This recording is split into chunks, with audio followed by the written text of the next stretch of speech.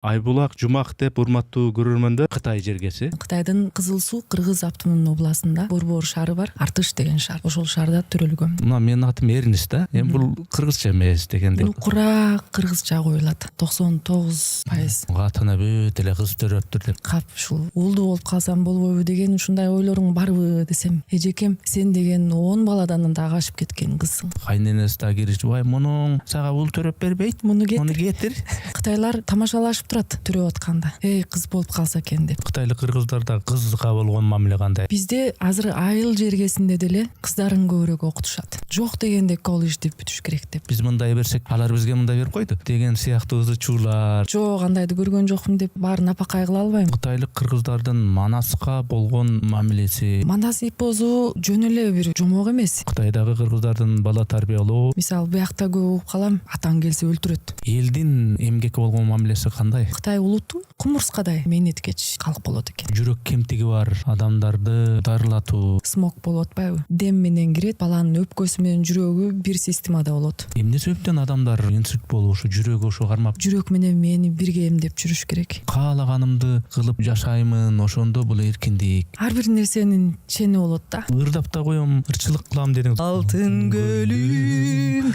ысык көлүм, сагындым мен толкун көркүм.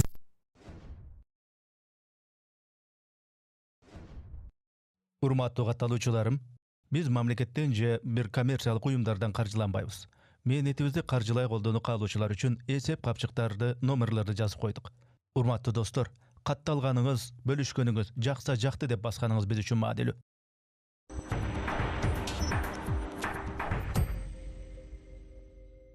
Арбаңыздар, амансыздарбы?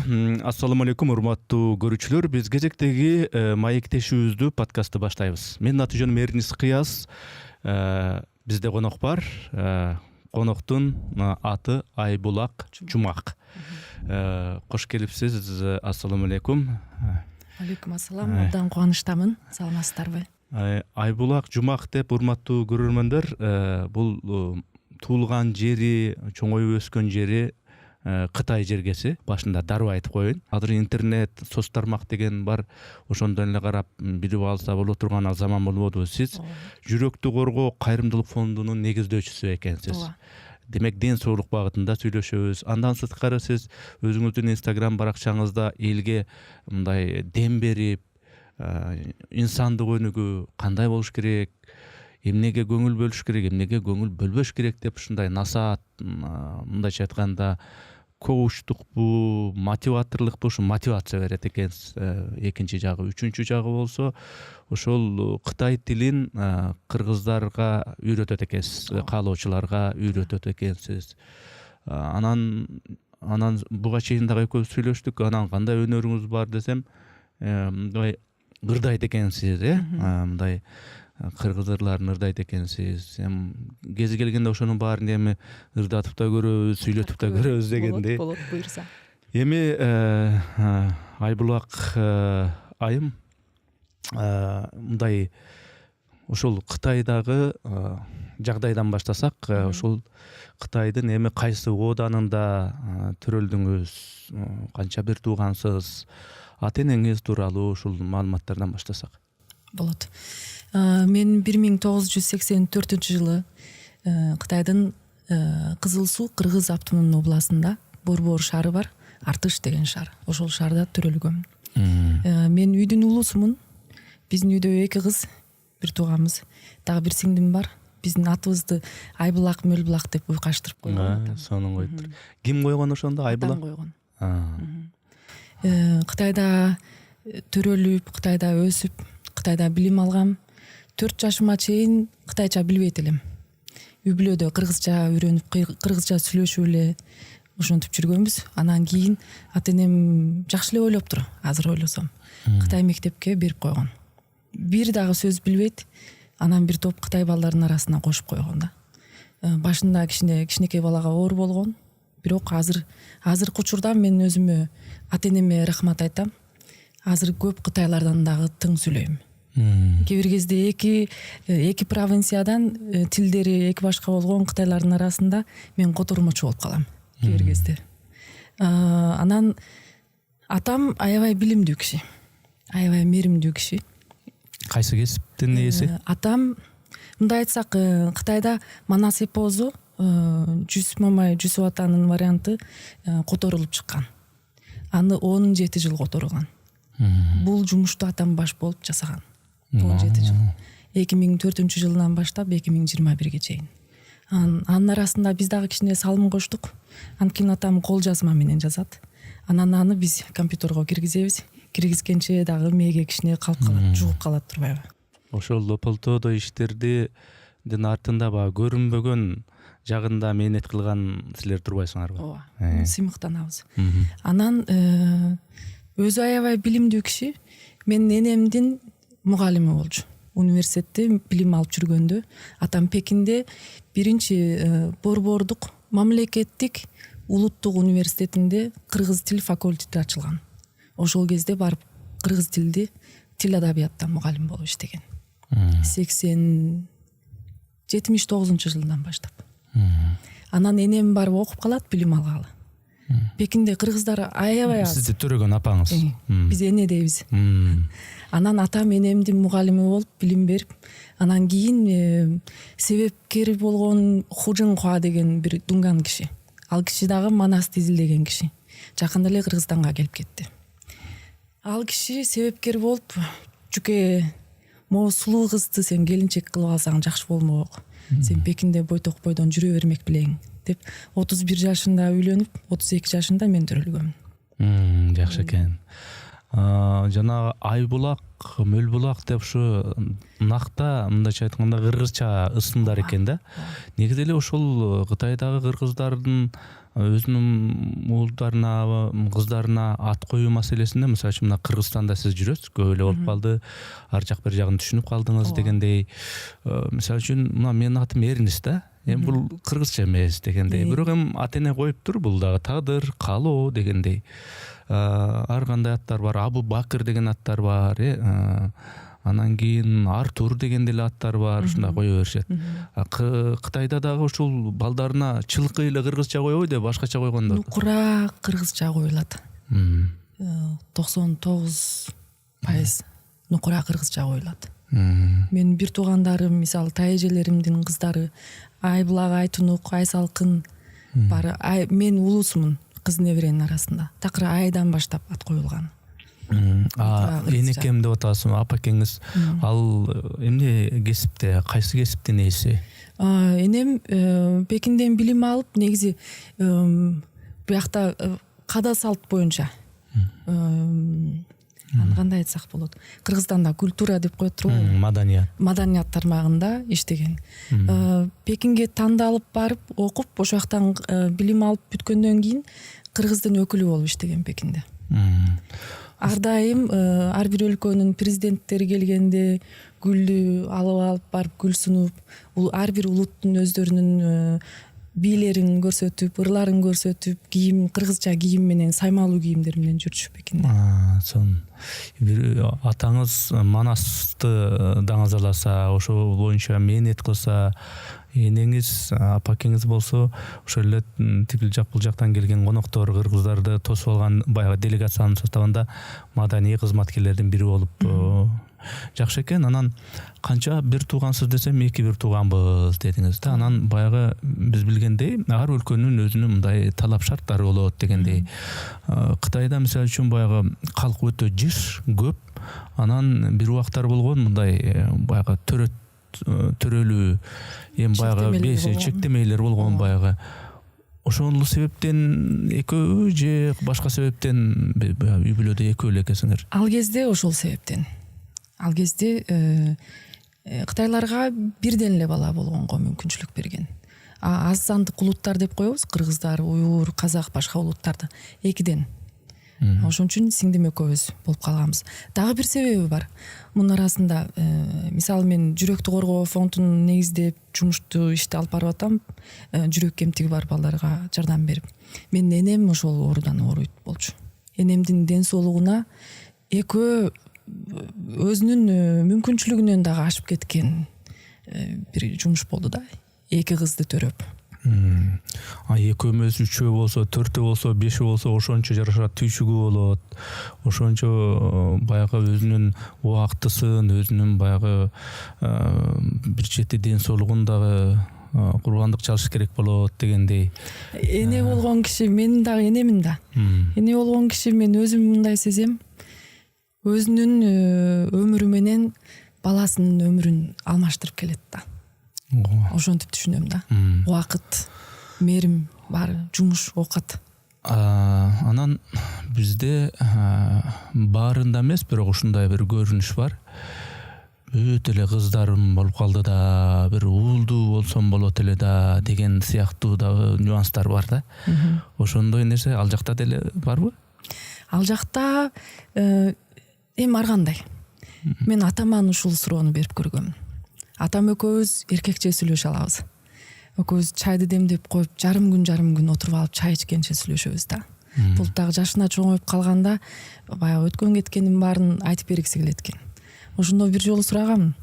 Атоо, мен уул бала болбой кыз болуп төрөлүп калып, же бир уулуң жок. Ушундан кап ушул уулдуу болуп калсам болбойбу деген ушундай ойлоруң барбы десем, эжекем, сен деген 10 баладан дагы ашып кеткен кызсың. Эжекем дейби? Мен эжекем деди. Сендей кызым болгонго мен сыймыктанам. Элдин 1000 уулунан дагы кыйынсың деп ошентип. Себеби бул Кыргызстанда бүт баарында ушундай бизде көрүнүш, анан ал көрүнүш көп деп айтпас элем, бирок сейрек ошондой көрүнүштөр болуп калат. Мунун катына бүт эле кыз төрөптүр деп күйөөсү жактырбаган. Анан бул мага эркек төрөп бербеди, артымда басчу туягым жок деп ошентип кордогон, өзүнүн ушу аялын ушундай сабаган учурлар дагы кездешип калат экен. Анан кийин атүгүл тиги кайненеси да киришип, мунуң сага ул төрөп бербейт, муну кетир дегендей дагы бирөөнү алып берем деп. Дагы толтура да сагандай кыз көп дегендей кылыпчы. Демек андай көрүнүштөр Кытайда, кытайлык кыргыздарда жок экен. Азыраак. Дагы Кытайдагы шарт башкача. Кыргызстандагы бул сиз баягы айткан абалдарды мен ойлойм, бул дагы бир аз караңгычылыктын таасири. Кыз эгер Кытайда болсо, азыр кытайлар тамашалашып турат. Аялы ичинде төрөп атканда, кыз болуп калса экен деп. Эмнеге деп сураганда, уул болсо аны үйлөп, кийин окутуп, машина алып берип, аял алып берип, анын баарына көп акча кетет да, мындан ары биз такси эмес, жөө басып калабыз да деп. Кыздар ага караганда мээримдүү болот, атага, энеге жакын болот, күйүм-жан болот. Кыздарды ан сайын көбүрөөк барктайт. Анан деги эле Кытайда ошо кытайлык кыргыздарда кызга болгон мамиле кандай? Бизде мындай эми эртерээк күйөөгө бербей эле, анан жакшы тың бирөө болсо тапса ошого берип салыш керек. Анан айылда эле докторлукту бүтсө, же бир укол сайганды билсе, ошону окусун болсо. Бир оокат ошо тыңы ошо бизге жакын эле жерде ошо баланчанын баласына бере салалы дегендейчи. Кытайлык кыргыздарда кандай? Баягы кызым окусун, чокусун, карьерасын түзсүн, анан кийин өзүнө шайма-шай болгондон кийин анан өзү тандаган, өзү жактырган бирөөгө өзүнүн тандоосу менен тийсин, бактылуу болсун дегендейби, же кандай силер? Бизде азыр айыл жергесинде деле кыздарын көбүрөөк окутушат. Жок дегенде колледж деп бүтүш керек деп, ошол түшүнүм менен жашап атат. Билимдүү болсун дейт. Билимдүү. Анан кыз кишиге кара жумуш жарашпайт. Элдин короосун шыпырып калбасын, жерди казып калбасын. Бирөөнүн идиш аяктарын жууп, жуундуларды төгүп жүрбөсүн. Кыз неме деген кайкалап жүрүш керек деп ошол тааным менен кыздарын тарбиялайт да. Уулунун кийимдери кичине жыртык-пыртык болсо, кирдеп калса деле мейли, кыз кишини жакшы кийинтели деп ал жагынан. Анан ар дайым конокко барганда кызды өдө төргө отургузат. Кыздын кырк чачылуу деп. Жана калың маселеси, ошо салттар, ырым-жырымдар жагы кандай? Калың көбүрөөк, Кыргызстандан көбүрөөк. Эмне үчүн андай? Калың деген бул эми ата-энесинде калып калбайт ал калың. Ошо кыз калың дагы эле ошол кызга берет. жашооңду жакшы жөндөп жакшы улап кет, үнөмдөп жашагыла. Эми өзүңөрдүн жашооңорду өзүңөр баштайсыңар. Биринчи баракчасы мындай деп. Анан мисалы өзүмдүкүн мисаллаштырайын. Мага калың $20,000 болгон да. Анан мунун арасында дагы бир каада салт бар. Илгери балким билесиз, кыргыздар айылда жашап жүргөндө, ал кезде шаар жок. Илгерки ата бабаларыбыз ушундай. Мына айылда той бар, кызды берип атат, башка айылдан деле тууган уруктар келет. Балдарын өңөрүп алып, чогуу чаран. Келгенден кийин кечинде каяка жайгашат. Анан туугандар ушул той берген тараптын бир туугандары конок алышат. Палан үй бүлөнү иним сен жооптуу болуп, силер кой союп конок алгыла. Мына үй бүлөнү эжекем сен жардам берип кой деп ошентип бөлүшөт да. Анан коноктор кайтып атканда баягы түшкөн калыңдан жолдон чай ичип калгыла деп. Ал кезде ырымдап берет эле. Азыр шарт башкача. Элдер самолет менен башка өлкөдөн келип атышат. Көп чыгымдар болот. Ошол келген түшкөн калыңдан аларга биртке эмес. Мисалы мен чоң атам Нарын ат башыдан болот. Илгери Кытайга 30-жылдары барган. Азырга чейин ат башыдагы туугандарыбыз менен тыгыз байланыштабыз да. Ошол кезде жарым вагон биздин тууган барган да ат башыдан. Аларга баарына санап берди да. Кыргызстандын сому менен эсептегенде бир 15,000-20,000 сомдой болду да. Кичине сого салам ала кеткиле деп жөн эле эки чөнтөккө колду салып алып кайтсаңар уят болот. Мага өзүңөр ылайыктуу нерсени алып алгыла деп санап берген. Анан калганына бул кайната кайнеден келген акча да. Калганына ата-энем кайра ошончону кошуп туруп анан бизге берген. Мына өзүңүз айткандай, ар бир салттын, ошо ырым-жырымдын, ошол тойго байланыштуу жанагы үйлөнтөбү же кызын күйөөгө узатабы, ошондогу салттардын себеби болгон, негизи болгон илгеркидей. Анан бирок мисалы үчүн бизде ошол үйлөнткөндө кызды күйөөгө узатканда жанагындай чыгымдар, жанагындай эки тараптын бири-бирине жактырышпаган, биз мындай берсек алар бизге мындай берип койду деген сыяктуу ызы-чуулар, ошондой бир кереги жок эле ыксыз нерселер, ошондой көрүнүштөр дагы барбы силерде? Кыргыздарда негизи такыр болот окшойт же, каныбызда бар окшойт. Андайды жок, андайды көргөн жокмун деп баарын апакай кыла албайм. Андай абалдар деле болот. Бирок кыргыздардын дагы бир шыгы бар. Тил табышканга кыйынбыз. Ар кандай маселе болсо көрүшүп туруп, бири-бирөөнү эркелетип, бири-бирөөнү сооротуп дагы эле бир жерге келе алабыз да, сөздү бир жерге келтирип. Бизде атайын кеңешүү чай деп айтат. Кеңешүүдө кыздар, жаштар аралашпайт. Кыз бала эки тараптан аралашпайт. Ата-эне дагы ата-эненин бир туугандары, улуулар эки тараптыкы биригип чогуу тойду кандай берели, эмне кылалы, каяктан өткөзөлү, кайсыл күнгө бекители деп ошонун баарын анан мен кызыма мындай керек деп айтышат. Андай алдын ала сүйлөшүп алат, кийин анан чыр-чатак аз болот да. Анан эми сиздерде деле баягы тоо тарапта, айыл тарапта жашаган кыргыздар, анан шаарда жашаган кыргыздар болуп бөлүнөт болуш керек, баары бирчи мындай айырмаланат болуш керек. Сиз ошондо бизде андайды мындай деп коет, баягы балкондо чоңойгон депчи. Балкондук кыргыздар, балконскийлер деп коет мындай шаарда. Анан айылдагылар эми айылдан киргендер депчи. Сиз өзүңүз ошондо кайсы жагына кирип каласыз? Мен жалаң айылдыкмын деп айтпайм, мен айылда өскөн эмесмин. Жыл сайын айылга барып жүрөм.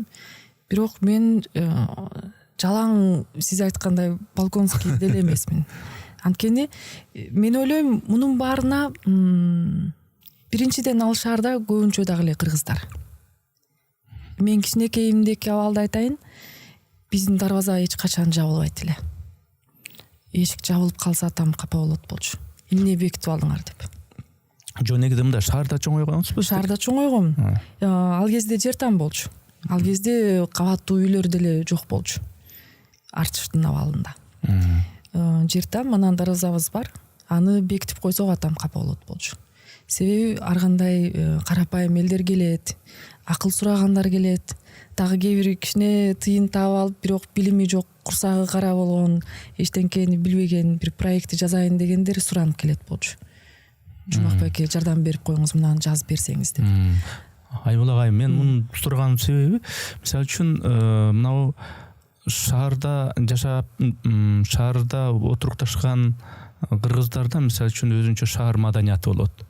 Анан айылдыкта айылда болот да. Анан салт сана, үрп адат жагынан ушу айылдагы баягы кыргыздарда көбүрөөк билишет. Себеби жашоо шарты ошого ыңгайлашкан. Жылкы кармашат, анын жылкынын жүгөнү, эри, басмайлы дегенне, куюшкан дегенне, эми аны турмушта ал кааласа каалабаса аны билип күндө колдонуп жүрөт. Жайлоодо көчөт, анан жайлоодо боз үйдүн баягы жабдыктары ар бир детали эмнени түшүндүрөт, жасалган.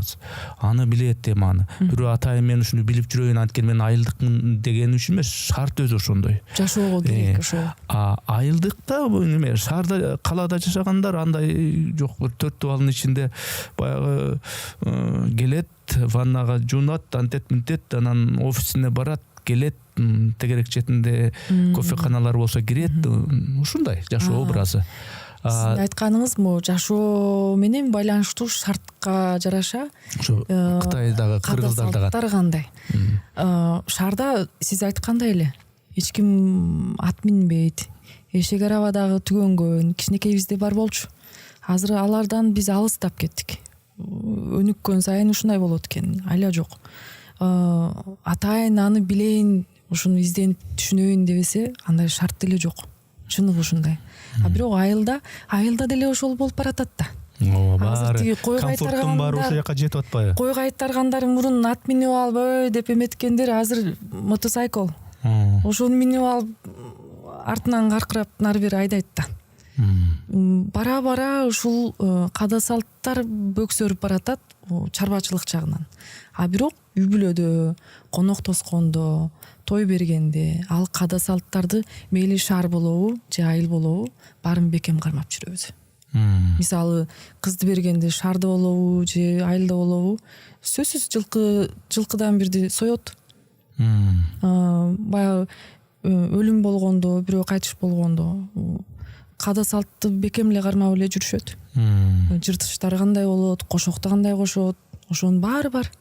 Анан дагы бир нерсени кечөөгүн эле бир кыз менен сүйлөшүп отуруп сөздөн сөз чыгып айтылган.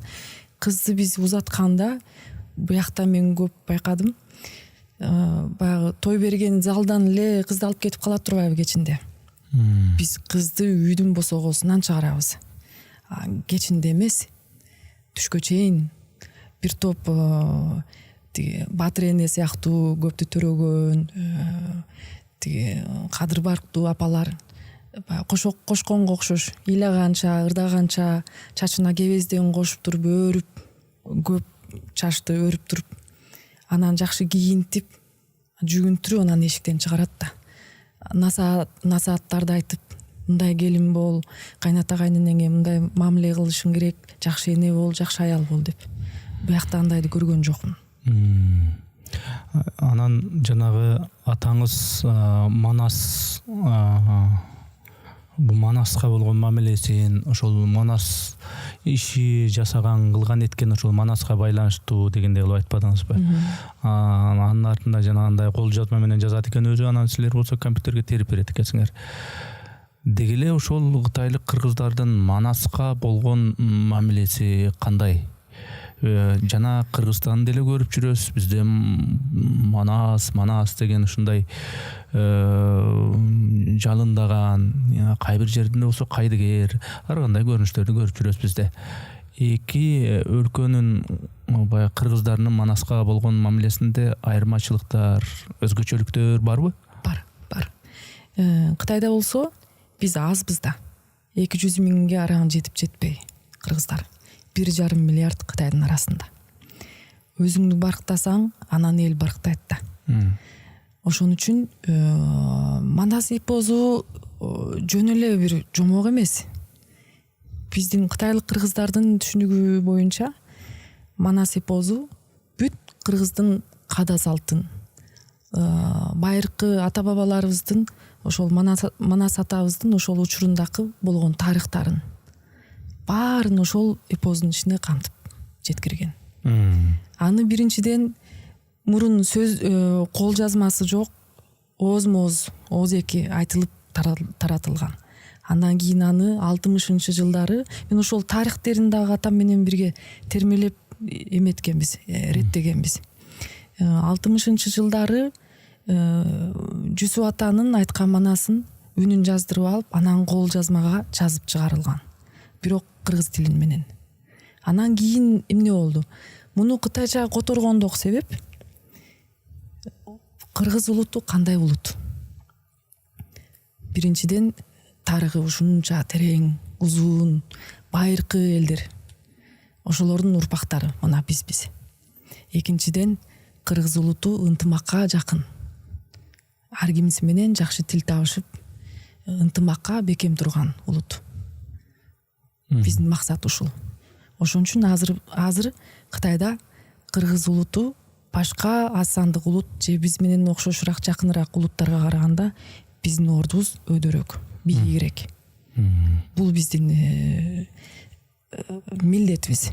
Бул атам айткан. Ата кичине эс алып албайсыңбы десем, күндө эртеменде 6:30 турат. 7:30 баштайт, жазып баштайт. Азырга чейин жазып атат. Анан түштө кичине эс алып түштөн кийин кайра жазат. Эми чарчабайсыңбы? Мен сен деп айтам да, атам экөөбүз жакынбыз. Өзү айтат: балам, мен 73-төн аштым. Акыл эсим жайындагы кезде убакыттын баркын бекем кармап калыш керек. Мен жетишип ушуну милдет катары калтырышым керек деп айтат. Эми ал жазгандарды мындайча айтканда Кытай тилинде жазып атат да, Кытай тилинде. Анан бул жазып аткан нерсесин дагы айтайын. Мурун биз окуганыбыз ыр форматтагы манас эпозу. Аны көп киши бир көрүп түшүнө албайт. Эгер билим деңгээли жогорураак болбосо. Азыр кара сөз менен, жалпак сөз менен. Баштоош мектепти бүткөндөр же окуп аткан, тамга тааныгандар окуп, мындай болгон турбайбы? Баласы Семетей экен, Семетей мындай болуптур деп баарын окуп түшүнүп калат да.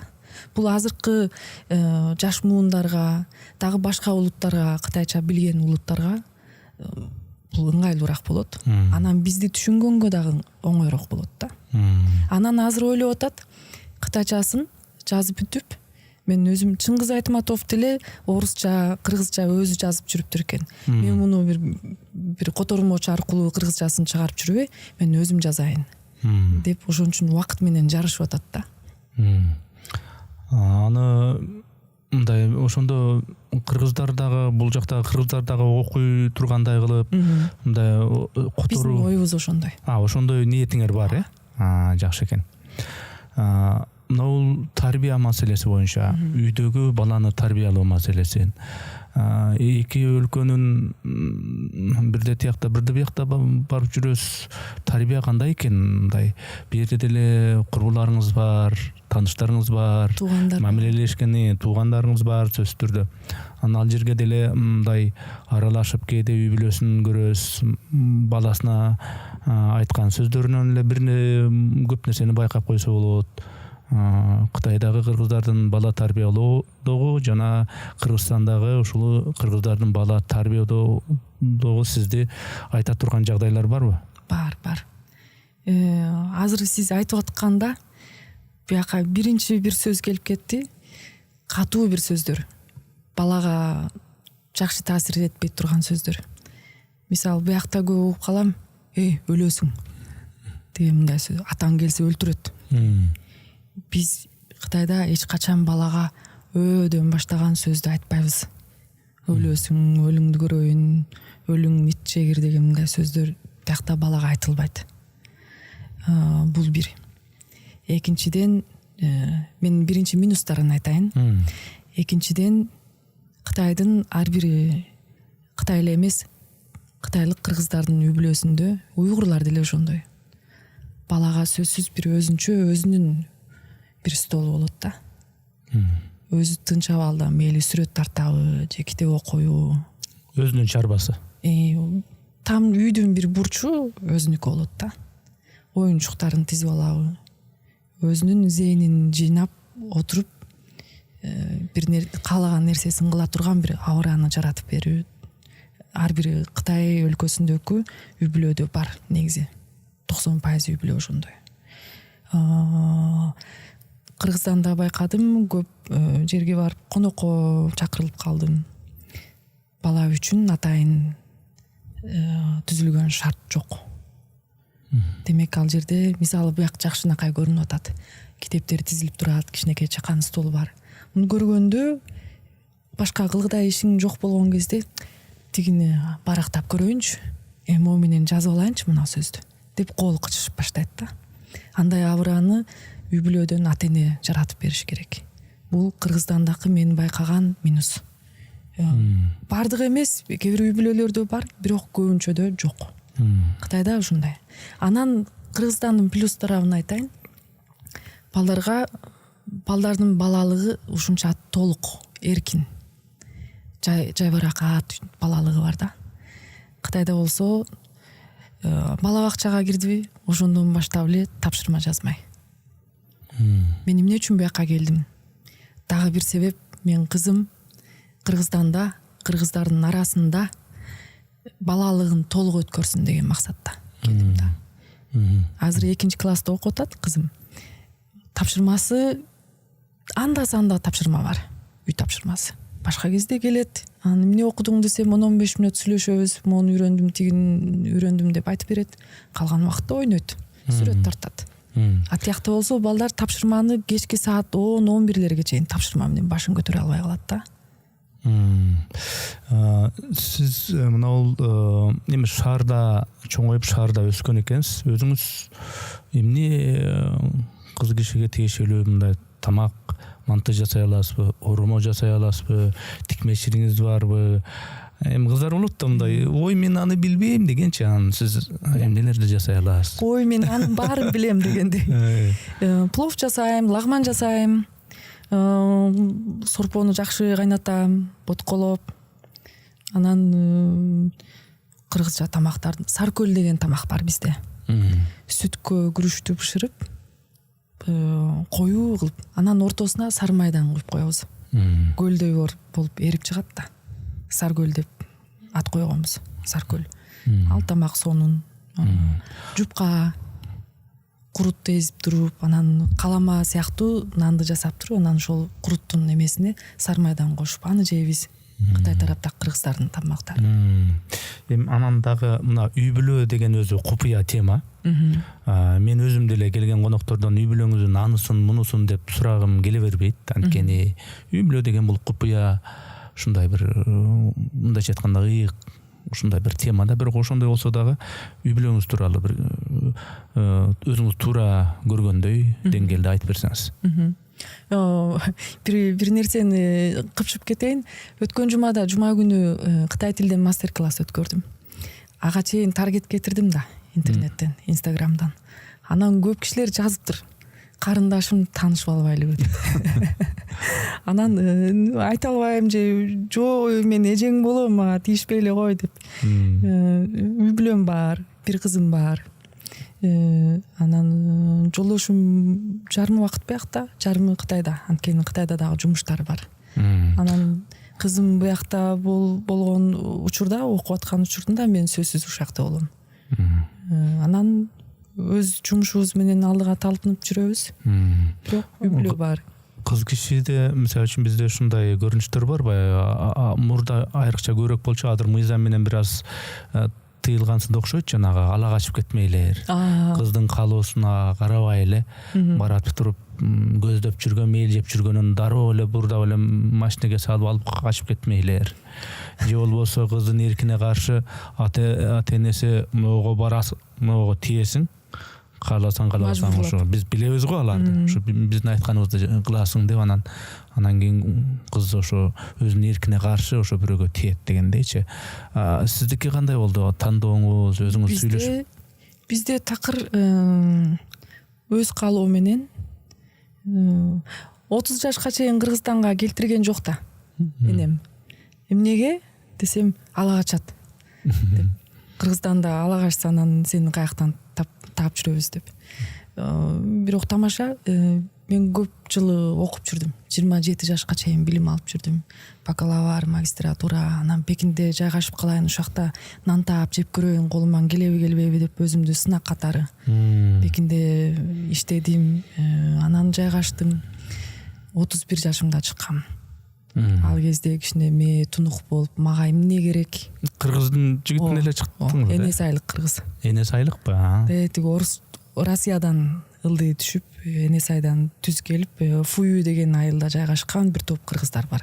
Ошол жерде кыргыздардын айылы бар. Алар такыр Энес айдан көчүп келгендер. Анан ошентип башкуруштук. Анткени мага тандоо да аз болду. Сөздүн ачыгы. Шаардыктын шаардыгы болуп калдым да. Пекинде иштеп, Пекинде канча кыргыз бар. Пекинди түшүнгөн, жакшы билим алган, мага дал келе ала турган тандоо негизи түшүнүктүү. Бирок акыры бирөөлөр тааныштырып атып, мына дагы кыргыз экен деп. Аптада мен кожоюн мени жумушка алган киши, атам менен тең киши, кел кызым мына киши менен таанышып ал, бул жакшы жигит экен деп. Ай сайын тааныштырат болчу. Эмнеге болбойт деп, мага кыргыз керек. Кыргыздар кызын кыргызга эле берет деп акыры анан буйруптур. Тиги алган билимиңиз, окууңуз кайсы багатта, кайсы кесиптин ээсисиз, кайсы жакта окудуңуз, ошол билимиңиз тууралуу? Окей. Мындай болду. Мен орто мектептен баштап айтайын, узунураак. Бирок аябай маанилүү. Менин тагдырымды өзгөрткөн ошол орто мектеп болду. 2000 жылы Кытайда бир саясат чыккан. Аз сандык улуттардын балдарына көбүрөөк басым жасап окутуу керек деп. Ошол жылы ар бир улутка сан берет. Улуттун көлөмүнө жараша. Кыргыздарга ошол жылы Кызыл Судан 4 тандалганбыз. Анын арасындагы бирөө менмин. Анан 4 шаарга бөлүнүп кетебиз. 12 шаарга бөлгөн. Бүт Шинжаң уйгур автономдук районунун ичинде, бир провинциянын ичинде 1000 баланы тандаган. Уйгурлар көбүрөөк, кыргыздар азыраак, тажиктен бири 2-3 ушундай. Анан мен Шынжын деген шаарга өттүм. Шынжындын орду Гонконгдун жанында эле. Мисалы, азыр сиз менен мындай отурганда эле, Гонконг сиз тарапта болсо, мен жакта Шынжын ортосунда бир арык бар. Кечинде мен жактан сиз тараптын чырактары көрүнөт. Кытай боюнча эң алдында өнүгүп аткан шаарга барып окудум 4 жыл. 4 жыл ичинде 3 жолу эле журтума кайткам. Калган убакыттар ошол жакта эле болду. Анан чыныгы окуу, билим алуу кандай экен ошондо түшүндүм да. Биз мурун жөн эле барып келип эле жүрүппүз. Ал жерде билим албаган болсом, мен Пекинге өтө албайт элем. Анткени бизде университетке экзамен берүү, бүт өлкөдөгү университетке экзамен бере турган күнү ошол бир күндө. Бүт өлкөдөгү тапшыруучулар бир моментте, бир убакытта окшош сыноого катышат. Анан Пекинде борбордук педагогия дейби, орусча. Педагогика университетине өттүм. Эң жогорку деңгээлдеги университет. Анан ал жерде 32 орун бар. Ошонун бирөөн мага бөлүп берди да. Тарыхта ал окуу жайына мага чейин бир дагы кыргыз барбаптыр экен. Кыргызды көрүбөптүр экен алар. Барып кыргызды тааныттым, улуттук кийимди кийип алып жүрдүм, ырдап жүрдүм. Ал жерден бакалаврда окудум. Бакалаврда tourism management, саякат башкаруу. Аны бүткөндөн кийин Пекинде дагы кичине билим алышым керек деп канбай, анан экономикадан магистратурага тапшырдым. Ал жерде дагы окудум. Окуп бүткөндөн кийин кайра Пекин шаарына канган жокмун. Ушунча окудум. Пекинде иштеп көрөйүн. Мен каяктан каяка чейин экенмин, өзүмдү бир сынап көрөйүн деп. Үйдөгүлөр болбосо болбой Пекинде калып иштегенмин. IT тармакта иштеп көрдүм. Негизи IT тармакта эле иштептирмин 6 жыл. Андан кийин бул тармактагы жумуштардын барышы негизи ушундай эле экен. Эми дагы кала берсем баягы эле жумушту кайталайм. Өз алдымда иштеп көрөйүн деп анан фирма ачып 2013 жылы фирма ачып 1 жылдан кийин эле кайрымдуулук ишти чогуу алып кеттим. Анткени ачкан фирмам медицина менен байланыштуу болду. Эми ушундан улам дагы бир суроо пайда болуп калды да. Мына бүгүнкү күндө Кытайдын чоңгонун экономикасы эми эң бир жогорку деңгээлге жеткен ушул өлкөлөрдүн бирден бири. Дүйнөлүк экономикадагы өзүнүн мындай орду бар да. Анан эми ошол өлкөнүн элинин, адамдарынын баягы эмгекке болгон мамилеси кандай? Өзүнүн ар жагынан, табиятынан жанталаш муну кылалы, мондой цехтерди ачалы, мондой кылып туруп эле сата коюп туруп өзүмдүн жашоомду тыңгылайын дегендей мамилеси кандай ошол калктын? Эмне үчүн эми түшүнүктүү экономикасын аябай бир жогорку чекке жетти, анткени экономикалык мондой параметрлери бар, ошон үчүн жетти деген сыяктуучу мамлекеттик масштабта. Бирок элдин эмгекке болгон мамилеси кандай? Бул элди айтканда Кытай улутун айтыш керек да. Кытай улуту кумурскадай тынымсыз менен менеткеч калк болот экен. Кээ бир кезде өзүм ошентип сезип калам. Биз Кытайда жүрүп, Кытайда төрөлүп өсүп, алардан деле таасир алыппыз жакшы тараптарынан. Кыргыздар негизи жалкообуз, жайлоодо өсүп төрөлгөнбүз деп айтабыз. Жайылган койго көз салып жан баштап жатсаң сонунда деген. Ооба, ошондой эле. Кытайларды көрүп биз көп сабак алып Кытайды туурап баштаппыз бул тарабынан, эмгекчил тарабынан. Кытайлар негизи Кыргызстандагы жашоону көрүп алып алар суктанат да. Анткени Кытайда аял бир үй бүлөдөгү кишилердин баары иштейт. Жай үйүндө бош жүргөн киши жок. Аны уят катары эсептеп деле калат кээ бир кезде. Мисалы биз билим алып окуп жүрдүк. Ал кезде бир күн колуңа калем албай, китеп окубай койсоң, тамак жебей калгандай, же уйкудан калып калгандай жаман сезип баштайт элең. Ал адатка айланып калыптыр да. Жумуш деле ошондой, эмгекчил элдин баары. Мисалы, мен мисаллаштырайын. Пекинде иштеп жүргөнүбүздө эртең менен 6-да турабыз, 7-лерде ишке чыгабыз. Метро менен же машина менен жумушка барабыз. 8-ден баштап иштейбиз, түштө үйгө кайтпайбыз. Болсо үнөмдөп жашайын десе, кечөөнүн кечинде көбүрөөк тамакты жасап алып, ошону салып алып, рахмат. Ошол тамакты алып алып, түштө жумуштан жылытып, жарым сааттай убакытта бат-бат тамакты жеп алып, бир суусун жутуп алып, ошол жумуш учурунда столдун астына ушундай жалпак бир кроватты коюп коет. Аны жыйнап коет башка учурда. Жазып туруп эле 10 мүнөт буту сунуп жатып алат. Кичине дем алып алат. Андан кийин кайра жумушка кирип кетет. Анан бирөөнүн колунда иштеп аткандар, алар 24 саат онлайн. Мейли түндөс чалабы, дароо келип кал десе, барып калат. Мен мурун ушундай абалда иштегем да. Азыр кайра андай жашоого барасыңбы десе, мен кечиресиз, мен ал эмеден өткөнмүн дейм. Бирок аябай ошол жолго чыгып алгандан кийин чыгып кете албайт экен да көп киши. Ошол менен алдыга. Себеби муну сураганын себеби азыр YouTube'дан, интернеттен тигил же бул өлкөдөгү нерселерди, көрүнүштөрдү көрүп алуу мүмкүнчүлүгү толтура го. Анан ошол канчалаган бийик баягы имаратты курушат. Ошол Кытайда. Анан ошол жерде баягы жумушчулар баягы заманбап технология, заманбап техника деле турат.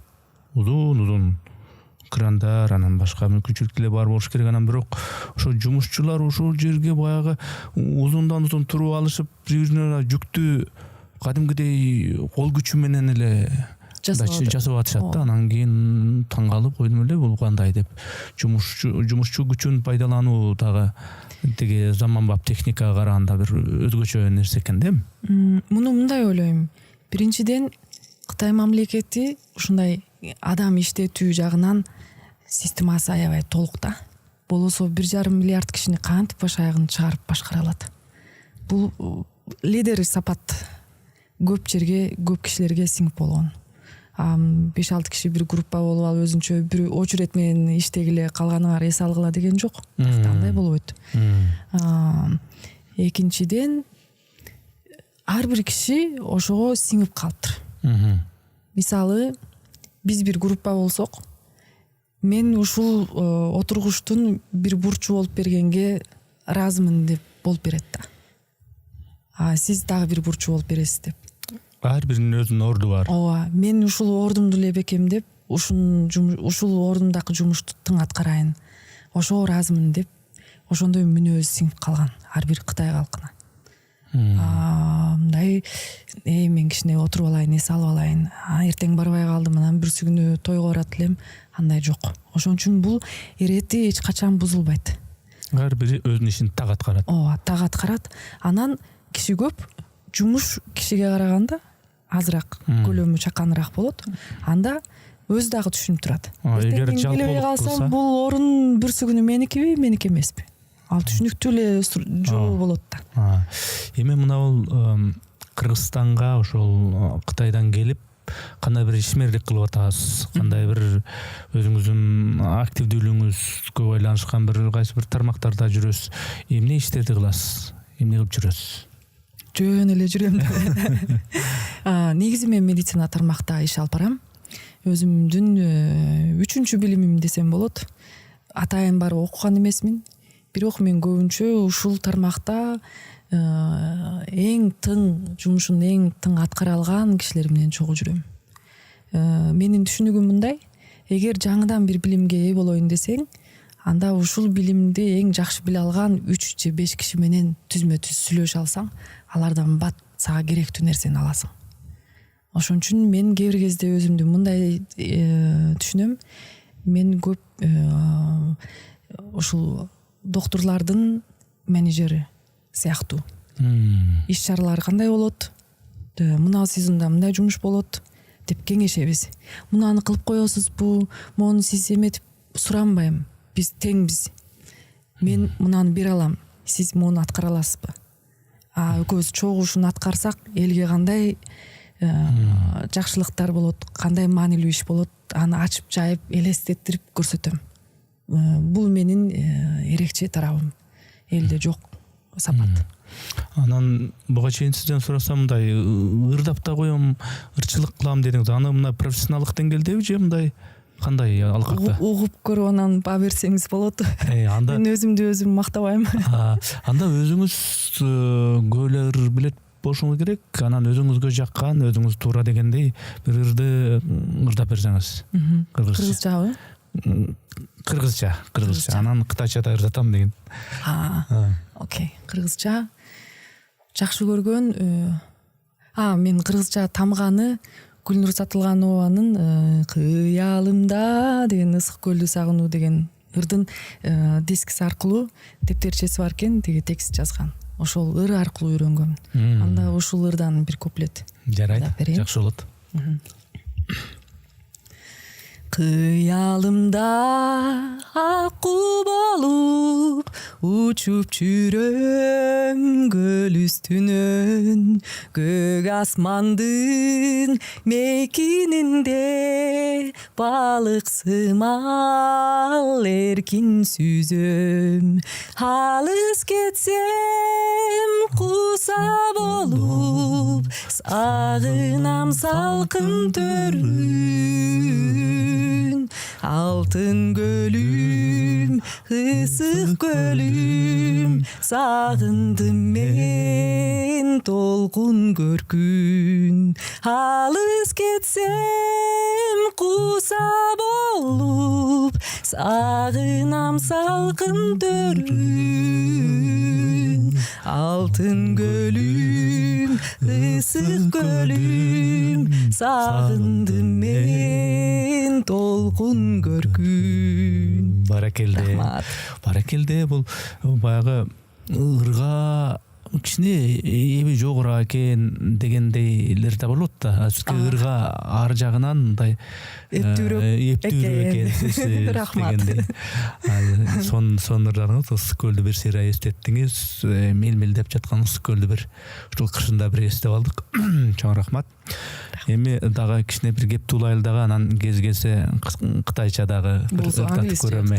Орусчаны деле үйрөнүп баштадым. Кыргыз элимдин жардамы менен, потому что наоборот деген сөздөрдү аксыз эле үйрөнүп алдым. Угуп жүрүп. Кеп кыябы келгенде сурап кое берейин, канча тил билесиз? Эне тил, кытай тили, кыргыз, англис тил, уйгур тил, кантон тил 5 плюс болушу керек. Англис тил эми Кытай менен Кыргызстанда мындай жүрсөңүз, англис тилинин эмне кереги бар? Англис тил көп жерде кереги бар. Мисалы, кээ бири жаңыдан чыккан китептер аны кытайчага которуп чыкканга жок дегенде 1 жыл кетет.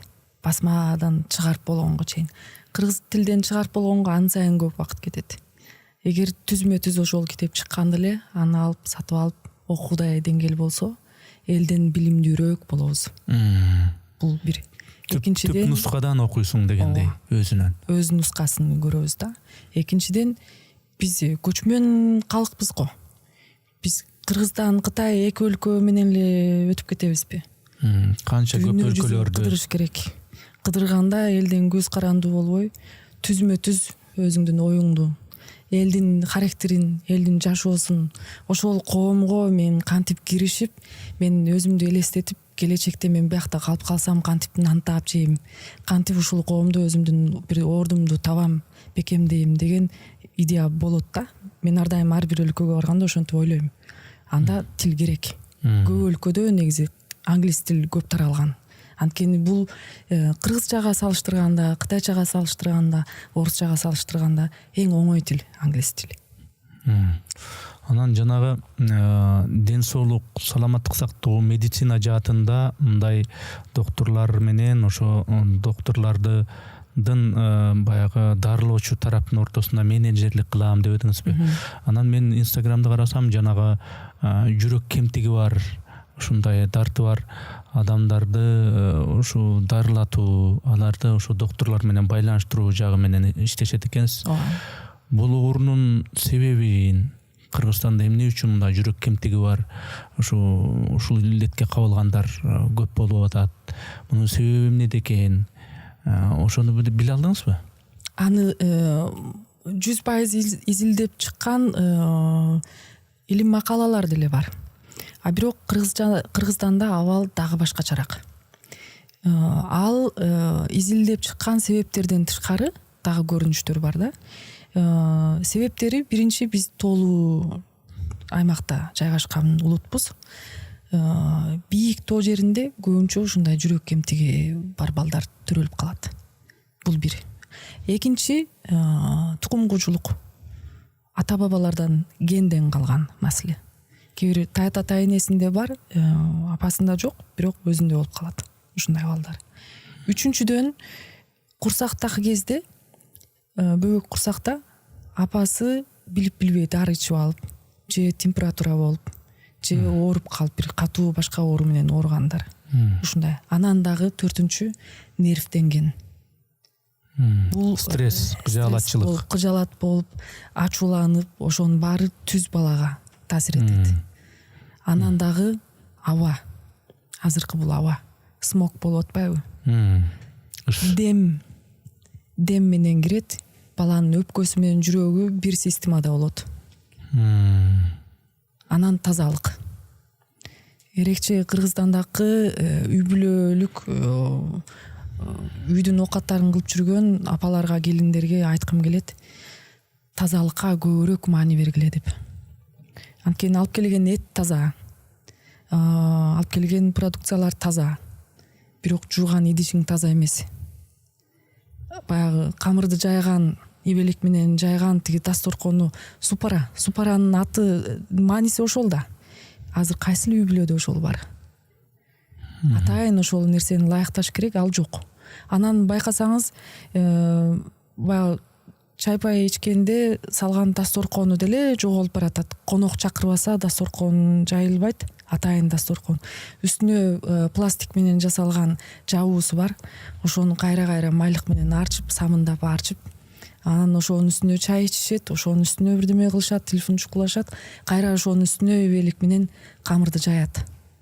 Бул туура эмес. Анткени аны самындап жудуу, ким билет ал самындары 100% кеттиби, кетпедиби? Кайра ошого жайылган камырды былкылдап кайнап аткан сорпого кайнатат, химиянын баары жайылып кетти да. Ошону баласы ичет. Ошону ошол боюнда бар аял ичет.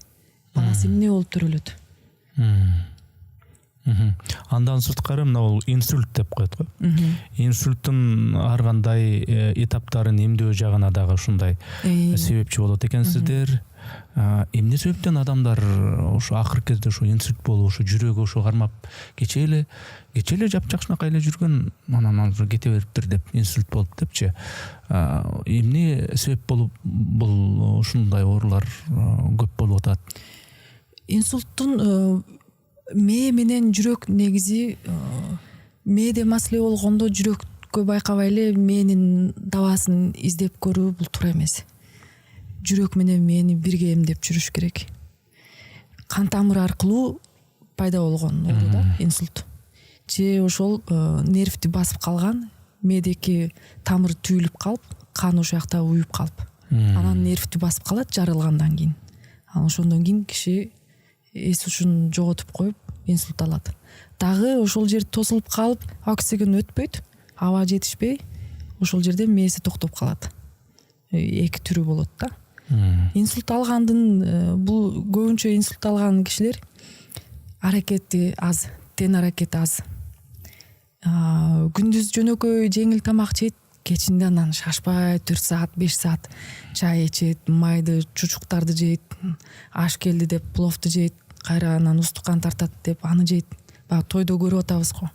Ошондой. Анан сахарды көп жет. Мен сахарсыз жашагалы, шекерсиз жашагалы 6,5 жыл болуптур. Өзүмдү жеңил сезип калдым. Ал бат киши чөгүп баратканда кайра кофе ичкенде кайра көңүлүн көтөрүп коет. Ал оңой нерсе да. Киши ошого көнүп калып, өз органдары кыйынчылыктарды тууралайын дегенге аракет кылбай калат. Органдардын баары дагы жалкоо болуп баштайт.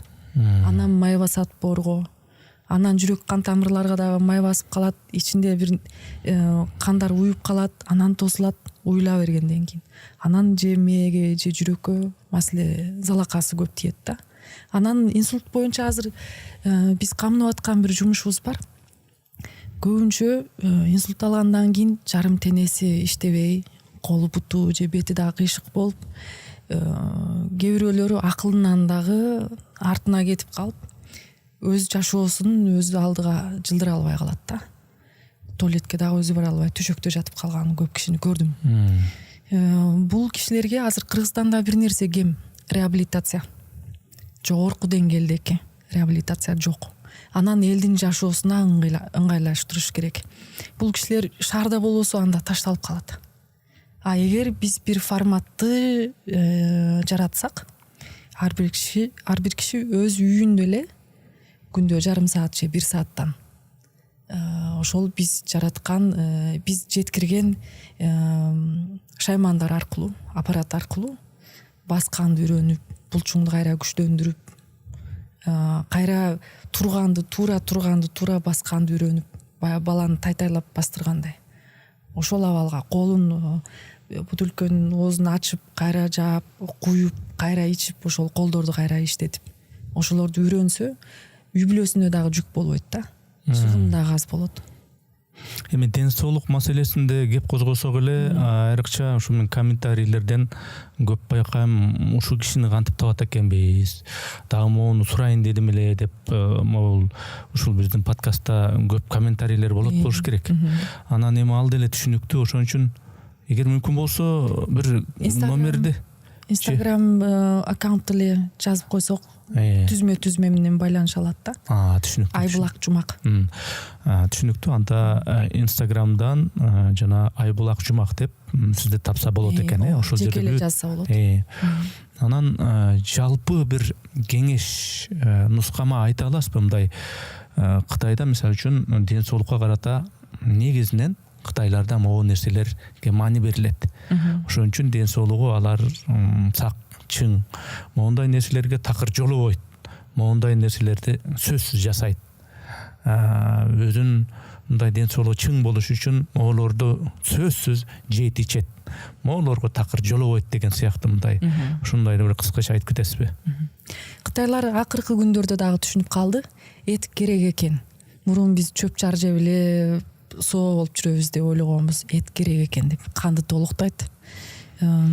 Ошон үчүн ченеми менен эт жеш керек. Сүттү ичип туруш керек. Кальций керек. Бирок ошол керектүү азыктыктар денеге сиңүү үчүн аракет кылыш керек, тердеш керек, күнгө какталыш керек. 3 километрден жакын жол болсо такси менен баскан уят. Кытайда ушундай эсептелет. Мисалы Пекинде таксини чакырып тетик жерге жеткирип койсо, жөө эле барып ал, мен сага убара болбойм деп, жол деп жолго салып. Жөө басуу маанилүү. Жөө басуу. Эгер мисалы атамдак жаш курактагы кишилер 70 жаштан өдө кечинде эринбей, жылуураак кийинип алып, тамакты бөксөрөөк чай пай менен эле атайын тамак жасап жүрбөй. Кичине жеңил тамак жеп алып, ашказандын жарымы бөксө, жарымы толук болуш керек да. Ошол кандар ашказанга уюп калбай, мээ дагы тунуураак болот. Анан оор келбейт, денеге жүк болбойт да. Анан басыш керек. Жарым саат тынымсыз менен бат-бат басып көрсүн, өзү дагы өзүн жеңил сезип калат. Чуркоого караганда жөө мындай басуу. Жөө баскан тизеге дагы жакшы да. Кээ бир кишилер чуркаганда кыйналып кетет. Ар бир киши чуркай албайт. Бат-бат баскан бул өзү жалгыз баскан жакшы да, бирөө менен сүйлөшүү, анан ушакташып жүрүү ал болбойт. Өзү менен өзүнө ошол жарым саат арнасын бат-бат басыш керек да. Кээ бир күндүз чечилбеген маселелер ошол жалгыз жөө басып атканда ойлор келет. Атайын жанталашып бир нерсени изденгенде табылбай калат. Өзү менен өзү жөн эле иштенкени ойлобогондо чык этип бир ачкычтар келип калат да. Анан таттуудан алысыраак болуш керек. Шекерден көрө кыргызстандын балы эң баалуу, эң барктуу, бизге керектүү азыктыктар. Эртеменде сөзсүз нашта кылып чай ичип эшикке чыгыңыздар. Эшиңер илгерилеп жакшы болот. Түштө жакшынакай тамак жеш керек. Түштө эптеп бир самсы менен бир манты менен өткөрүп ийбей, түштө жакшынакай отуруп ысык чай менен тамак жеш керек. Ошол кечке чейин бизди багып турат. Кечинде атайын убара болуп тамак жасап жүрбөй, чай пай менен, салаттан, анан кичине мөмө чөмөлөрдөн кошуп койгон. Ошол жерде үй бүлөдөгү мүчөлөр менен, бала чака менен, ата эне менен сүйлөшүп отурган, ал тамактан алган азыктыктан дагы маанилүүрөөк болот да. Анан чогуу эмес басып келели деп. Кытайда апалар бар да. Аянтка атайын чыгып алып, шаңдуу музыканы коюп алып. Айтып коеюн. Мен өзүм Кытайга баргам. Пекинде болгом, Шанхайда, Гуанчжоудо болгом, анан ошол баягы кварталдарын аралап жүрсөм. Көрдүңүзбү? Өзүнчө отуруп, ал жерде мен бир мындай спорттук бир иш-чара болуп атат экен деп ойлоптмун. Кадимкидей улгайган адамдар туруп алып, алдында бирөөсү турат, өзүн кандай кылып жанагындай көнүгүүлөр жасаса ошондой кылат экен. Ошону туура кылат. Дагы бирөөлөр болсо жана ушунун ыкмаларын, кунфуларын ошентип аткан. Өзүнчө ошондой ден соолукка мындай бир маани берет экен да. Ар бир кишинин мындай караганда ар бир кишинин өз алдында бир жашоо жөнүндөгү программасы бар. Күндөлүк программа. Биз биякта ошондой программабыз барбы? Ар кимибиз өзүбүздөн сурап көрөлү. Же дептерге жазып алган, же биякка жазып алган, бүгүн мен мындай кылам, саат мынчада биякта болушум керек. Пландоо. План барбы, жокпу? Эгер план менен, балким план, бирок чыныгы ишке ашканда жарымы калып калат, бирок планың жок жүргөндөн жакшы да. Сиз жүрөктүн кемтеген же инсульттун жанагындай мандемдерин операция жолу менен бир жайгарса болоор. А бирок жүрөктүн жана мерездигин кантип дарылоо керек деген ушундай багытта дагы сиз мынау Кыргызстанга келип адамдарга айтат экенсиз, мотивация берет экенсиз. Мындай кылыш керек жашоодо, мындай кылбаш керек деген сыяктуу мындай насаат сөздөрдү айтып жүрөт экенсиз да. Ошого жашоодо эмне маанилүү, бүгүнкү заманбап доорду эске алганда адамдар эмнеге умтулуш керек, эмне кылыш керек? Эми албетте ар биринин өзүнүн кесибине жараша өзүнүн графиги бар, планы бар, бирок баары бир жана сиздин насааттарыңыз, мотивацияларыңыз эмнеге негизделген? Мен эки нерсени айткым келет. Биринчи, мен кызымды ойлойм. Кызым Кыргызстанда жашагалы 3 жыл болду. Ошол жакта балалыгын өткөрүп атат.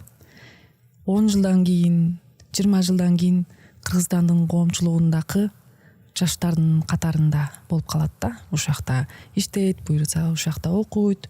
Ошол жактан балким күбөгө беребиз. Буйрук. Келечекте ушул жаңы муундар мен кызым менен замандаш болгондор кимдердин бала чакасы болот? Ал ата-энелер азыркы мени менен теңдер да. Ошон үчүн мен билгенимди аларга тең бөлүшкүм келет. Биздин кийинки балдардын заманын даярдоо максатта.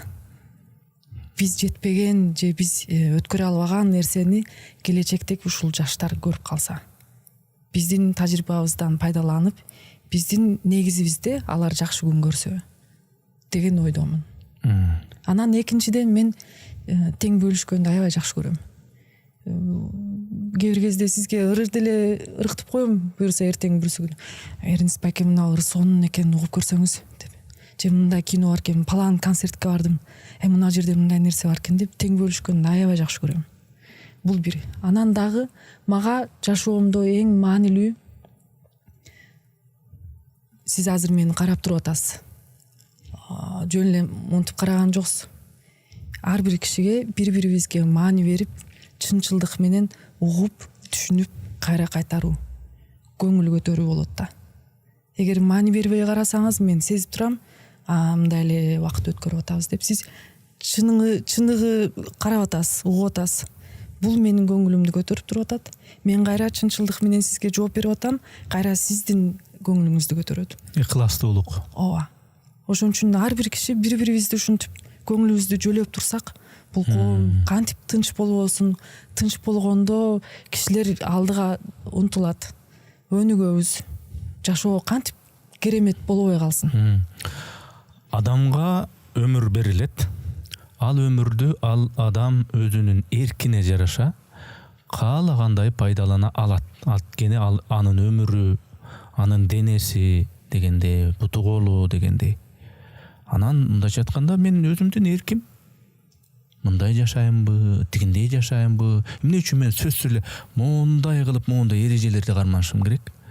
Бул мага берилген өмүрдү өзүм каалагандай ажаатын ачып, мейли мен мүдүрлөнбү, меники туура эмеспи, мен ошондой жашагым келет. Өзүмдүн тандоом дегендер бар да. Анан ошондо менде суроо пайда болот. Бул эркиндик деген өзү эмне сиздин көз карашыңызда? Эркиндик деген бул мен каалаганымды кылып жашаймын, ошондо бул эркиндик деп ушундай түшүнсө болобу? Эркиндик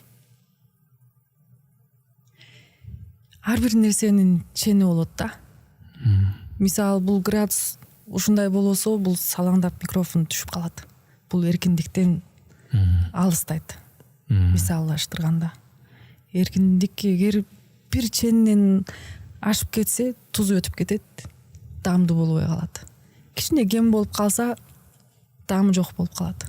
Бул эркиндик сөз менен кээ бир кезде түз дагы жеткире албайбыз. Муну өзү ошону сезиш керек да. Ар бир кишинин тили, ар бир даамды уртаганда, ооз тигенде сезген ошол даамга окшош. Бирок эркиндик, мен ойлойм, жоопкерчилик балким. Жоопкерчилик чени менен анан туура багытка баратканда эгер чектемелер көп болсо дагы ошону сүзүп өтүп кете алгыдай жүрөк дук керек да. Эгер ошол багыт туура, ошол ниети туура болсо, туура иш болсо, милдет менен урган тойдон алдыга кетебиз десе. Эгер жаман тараптан айтканда мен каалаганымды кылам, анда бүгүн жалаңаш көчөгө чыгып көрөм эмне болот экен. Ал деле эркиндик эмне болот экен. Ошон үчүн эл эмне дейт деп жашай бер деген дагы туура эмес, эл эмне дейт кокуй деп эле жүрүп алган дагы туура эмес. Чени менен. Ар нерсенин өзүнүн ныгы, чени бар дегендей. Түшүнүктүү. Мындай кыргыз экениңизге сыймыктанасызбы жана кээ учурда ушул кыргыздардын ушундай бир адаттары бар да, кап ушундай болбой эле койсо болот эле деп мындай аябай ыңгайсызданган ушундай учурларды мына Кыргызстанга келип мындай байкадыңызбы? Байкадым, бирок ар бир өлкөдө, Кытайда деле мага жакпаган кээ бир сапаттар бар элдин. Элдин жаман сапатын көргөндө мен мурун жаман көрчүмүн. Азыр мен мындай ойлоп калдым. Байкуштар мен алган билимди албаганда, мен көргөн үй бүлөлүк тарбияны бул көрбөгөндө, башка улуттан болсо бул кыргыз эмес да. Кыргыздардан болсо бара-бара өсөт да. Деп мындай ар нерседен жакшылыкты, жакшы күмөндөнүүнү, аны түшүнгөнгө аракет кылып, мерим төккүм келип калды да. Ушул жакшы болуп кетсе экен деп. А бирок ушинтип эле анан жаман болуп атат деп эч кандай пайдасы жок. Ал деле укпайт. Ал үнүңдү да укпайт. Ага насаат айтканга дегеле укпайт. Эмне пайдасы? Сууну сиңген жерге кой дегендей. Ооба. Анан дагы коомчулук математикада ушундай болот. Эң кыйындары аз болот. Эң начарлары дагы аз болот. Көбүнчөсү ушул тоодой болуп, ортодо эң кыйын эмес деле кыйратып, же начар болуп эле бирөөнү тоноп же өлтүрүп кеткен эмес. Коом ушундай да. Бул буякта болдубу? Анда ошонун себеби бар. Баардык нерсени туура кабыл алыш керек. Мына кыргыздар, Кытайдагы биздин мекендештерибиз эми баары эле ушу кыргыз жергесин баары көрүп келип кетип аткан жок да. Арзуу кылып ушу кыргыздын тоолорун эми видеолордон гана көрүп, китептерден гана окуп, ошентип жүргөндөрү бар да. Өттө көксөп ушу өткөндө жанагы кытайлык төкмакын келди эле, ошолду айтты эле. Мен ушул алгач Ахматбек. Мен алгач келгенде ар бир кыргызды кучактагым келчи депчи. Аналар бул эмне, мен үстүнө мындай бир өзүм дагы мындай айылдык кыргыз, анан бул эмне менден акча сурайбы, тилемчилик кылып атабы дегендей кылып кабыл алса керек. Мен бирок ар бирин кучактагым келчи деп айтты да.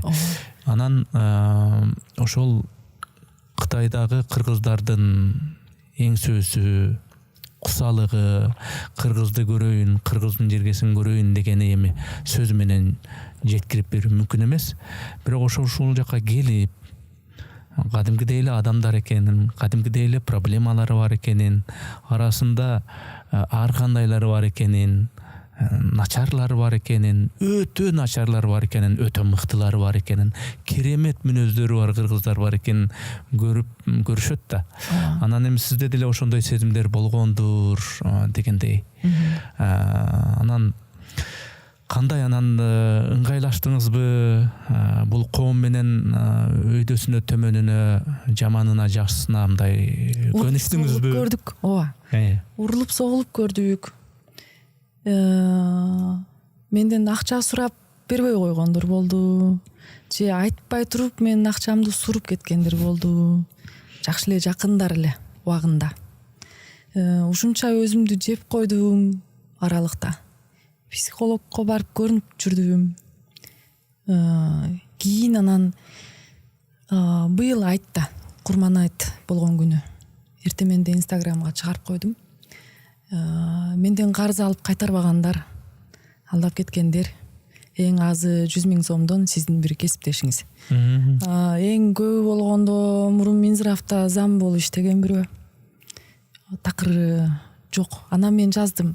Кудайдын улук күнүндө мен силерди кечирдим. Баш көзүмен садага акчаны кайтарбай эле койгула деп.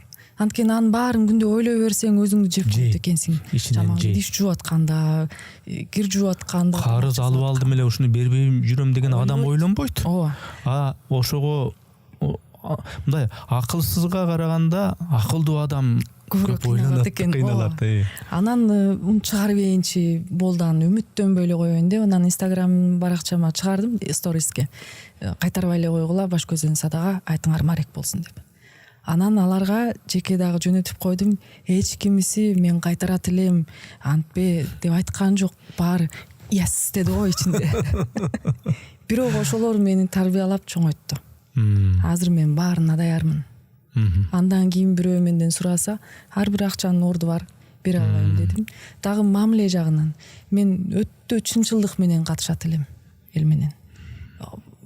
Эмне керек мен беришейин, жардам берейин, идеяларымды тең бөлүшөйүн деп. Көрсө кээ бир сөздү ушунча жүрөгүңөн чыгарып айтканда, аны кулак салып түшүнүп уккан кишинин дайыны деле анча эмес экен да. Анан өзүм менен өзүм жөө басканды, өзүм менен өзүм тоого чыкканды, өзүмө атайын убакыт бөлүп, жалгызсыраган сезимди жоготконду үйрөндүм да. Демек Кыргызстан 3 жылдан бери мени жакшынакай тарбиялап койду. Буяка келип анан адам болдум. Мен мурун жөн эле секелек кыз болуп жүргөн турбаймынбы Кытайда. Ата-энемдин төрүндө эркелеп коюп, баягы тил билген себептен кытайлардын арасында кыйын болуп, кыргыз болгонго кандай ойлоносуз деп баягыдан суроо бербедиңизби? Мен кыргыз болгонума аябай сыймыктанам. Кыргыз болуп жүрүп, мен мейли кайсыл өлкөдө болоюн, өзүмдүн ордумду таап жүрөм. Кытайлар көп сынашат. Эне тилиң барбы деп, силердин тилиңер барбы деп. Бар десем, сүйлөй аласыңбы дейт. Сүйлөп берейин, түшүнбөйсүң десем, сүйлөп көр дейт. Сүйлөп ырдап деле берем деп, кыргызча сүйлөп берсем, булардын тили башкача турбайбы деп. Тилдериңер аябай жумшак болот турбайбы? Аябай жеңил, ырдай угулат экен деп. Ошондой анан барктайт. Кээ бир улуттар өзүнүн тилин жоготуп койгон да. Аларды сен Кытай болуп кеткең, сен биздики болуп калгансың деп ошентип тийишип айтат. Мага эч качан бирөө тийишип, же сынап көрөйүнчү мына кыргызды деп андай кылбайт. Алар менен атаанда шуну эч качан биз мен кыргызмын, мен болбосом деле мейли деп мындай жөн эле койгон эмеспиз. Мына бүгүнкү күндө мындай капитализм, ар бир нерсени акча менен кароо, ар бир нерсенин баасы бар, акча деген нерсе өтө мындай күч алды, жана бул кадимкидей эле стандартка айланды. Убакыт акча, ар бир интеллектуалдык кеңеш насаат акча, кара жумуш андан беш бетер акча дегендейчи. Анан акчанын айынан ата менен бала араздашып калышы мүмкүн. Акчанын айынан бир тууган менен бир тууган араздашып калышы мүмкүн. Акчанын айынан эми баягы Кытайдан келген кыргыздар бияка келип анан жанагындайларды айтып атпайсызбы? Акчаны аларын алып анан бербей, анан мен аны кечтим десем жыргап сүйүнгөндүр депчи. Демек бул акча өтө бир татаал маселе экен да. Ушул акча маселесин жана адамгерчилик маселесин кандайча мындай балансташтыруу керек? Ушул жагын кыскача айтып бере аласызбы? Акча керек. Ар кандай кишиге керек. Мага жетиштүү толук деген деле туура эмес. Анткени көп нерсени акча менен баалап калдык. Көп учурда убакыт менен акча бирдей эле болуп калат. Акча керек. Бирок адамгерчиликтүү менен акча тең болсо эң жакшы да. Кээ бир кишилерде акчасы жок, бирок билимдүү, мээримдүү, анан адамгерчиликтүү, бирок эч ким телебей коюп атпайбы? Ал карапайым эл, анан акчасы жок, ал ким эмнени билет эле деп, анын кийгенин, баскан турганын көрүп эле баа берип коюп атышат. Мен ага каршымын. Мен ойлойм, адам менен адам катышканда, адам менен акча катышкандай эмес, бири-бирөөнүн жүрөгүн таанып, угуп катышуу керек да, чынчылдык менен, адамгерчиликтүү менен. Акча бизге кызмат кылыш керек, ар бир адамга. Адамдык сапат акча көп болгон сайын ан сайын көтөрүлүш керек. А бирөө акчам бар деп керсейип алган эмени көргөндө мен ан сайын андан дагы керсейип алгым келет да. Атам айттым бир жолу. Ата ушундай кээ бир кишилер билими деле бүксө, анан кичине акчасы болуп калып анан керсейип туруп алат экен. Мен кийингенимдеримди баалап анан деп койду десем, балам керсейгенге мурун биз үй бүлөдө сени икемдүү бол, өзүңөн улуу кишилерге урмат менен, урмат сый менен мамиле кыл деп айтат элек, бирок коомдо андай боло бербейт деди да. Керсейгендерге ан сайын керсей, ийилгенге ан сайын ийил, өзүнө карап туруп мамиле кылышың керек деп айтты. Анан азыр бүгүнкү күндө мына планшет, телефондорду карап, айфондорду карап эле жүрүп калбадыкпы? Видеолорду карайбыз, ошол жердеги баягы кыска видеолордон миллиондоп, миллиарддап ар кандай түр тематикалар, ар кандай түрдө ар ким өзүнө жакканын карап эле ошо телефондун карап эле жүрүп калбадыкпы? Анан ошондойдо китеп окугандар сейрек, бир китепти мындай узун нерсени чыдап окугандар сейрек дегендейчи. Ошол өңүттө суроо, сиз мындай китеп окуйсузбу? Мындай кыргызча китепти окуп, эми Бишкекке келдиңиз, китеп дүкөндөрү бар, атайын китепканалар бар. Ошого убакыт болуп атабы же баары бир? Болот, убакыт болот. Мен апта сайын бир китепти окуптум. Бул адатка айланып калган. Кечинде кызым 9-да уктап болот, андан кийинки убакыт өзүмө. Мисалы кечинде жаздыңыз, кеч болгондо мен саат канчада жооп бердим? Китеп окуп атканмын. Жакшы. Кайсы жанрларды окуйсуз? Кайсы китептерди окуйсуз эгер? Мен жакында Ли Куан Юнун, Сингапурдун биринчи президенти, ар бир өлкөгө болгон көз караштарын, кийинки бара турган багыты кандай болот, ошол жөнүндө жазган китебин окуп атканмын. Кайсы тилде? Кытай тилде жаздыр. Өзү Кытай киши да. Биринчи бөлүгү Кытайдан башталыптыр. Кытай келечекте мындай болот деп ошолорду окуп аткам. Анан өзүм элестетип кеттим. Кытай менен кандай мамиледе иштешүү керек. Анткени мен азыр Кыргызстандамын. Кыргызстанда бир топ кишилер мага кайрылып турат. Кытай менен бизнес жасасак кандай болот? Кытай тилин сизден үйрөнсөк кандай болот деп. Мен аларга туура багытты тандап беришим керек. Ал үчүн ушул сиз жергиликтүү чөйрөнү жакшы билишиңиз керек дегендей, алардын психикасын, алардын кулк мүнөзүн жакшы билишиңиз керек. Ошол өңүттө анан кеңеш беришиңиз керек деген. Эки тарапты тең билишим керек да. Эки тарап тең бекем болгон, анан бул көпүрө бекемирээк болот да. Кыргыз тилинде китептерди дагы окуп турасызбы? Окуйм. Поэзияга кандайсыз? Эмени окуйм, бир китепти окуп бүтөйүн дедим. Роза Айтматова апанын жазган Өмүр белеси деген китепти. Ошолорду окуп аткам. Бирок кыргызчаны чынын айтканда мен окуганда акырыныраак окуйм. Анткени мага мугалим болгон жок да. Өзүм өздүгүмөн ыр аркылуу тамган үйрөнүп, анан улап азыр туура жазганды жакшы үйрөнүп калдым. Аудио китептерди угасызбы? Жок. Мен жалаң эле окуйм. Окуганча мен китептеримдин четтеринде сөзсүз мен калем менен окуйм да. Окуп атып бир жерде ойлорум кете берет. Бир азыркы жумуш менен, маселе менен тиешеси жок тамгаларды көрүп алып деле бир оюм келип кетет. Баягы жөө басканда ойлор келгенде. Аны ошо жака илип жазып кетем. Анан дагы Instagram баракчаңызды карасам, сиздин баягы Кытай тилин үйрөтүү курстарыңыз, ыкмаларыңыз, методикаларыңыз бар экен. Ушул жөндө дагы учка айтып кетсеңиз. Өткөн жума күнү кечинде 3 жылдан бери энсеп жүргөн Кытай тил мастер-классымды өткөрүп алдым. Өзүм ойлойм жеңиштүү болду. Баары жай-жайында планым менен аткарылды. Анан келген коноктор дагы ыраазы болуп кетишти. Бул коноктордун арасында бир апа 2 таякты таянып алып келиптир. Кичинекей, мен чоңунен илгери ушундай болчу. Бели кичине дүңчүйүп калган. Көрүп ыйлап кеттим. Апа, сиз дагы келдиңизби? Тааныбайм. кой балам мен үйдө жөн жата бербей келип кичине үйрөнөйүн, неберелериме үлгү болоюн деп келдим дейт.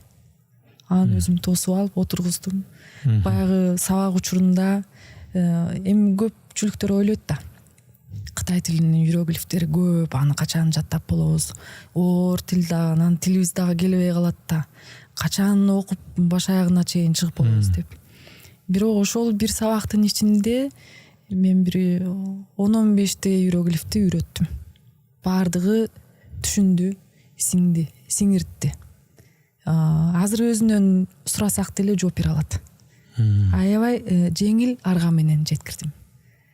Менин максатым бул тилдин башынан аягына чейин мен бардык тамганы үйрөтүп, бардык сөздү жаттаттырам деген максатта эмес. Мен ушул тилдин эшигин ачып берейин. Тилди үйрөнүү эрежесин, туура жолун көрсөтүп берейин. Артын өздөрү баягы тайтайлап коем. Басып, тамды жөлөп баса алгандан кийин өзү басып кетет. Баладай. Деги эле мына бул Бишкекте өзүңүз байкап атсаңыз керек, мындай англис тилин үйрөнүү курстары көбөйдү, корей тилин үйрөнүү курстары көбөйдү, кытай тилин үйрөткөн мектептер, өзүнчө курстар пайда болду.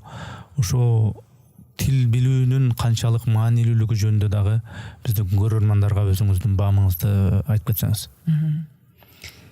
Тил билгенде дүйнөң кененирээк болот. Же мисаллаштырганда мурун эне тил менен бир бөлмөлүү үйдө жашаган болсок, дагы бир тил кошулгандан кийин 2 бөлмөлүү болуп калат. Дагы бир тил кошулгандан кийин дача болуп калышы мүмкүн.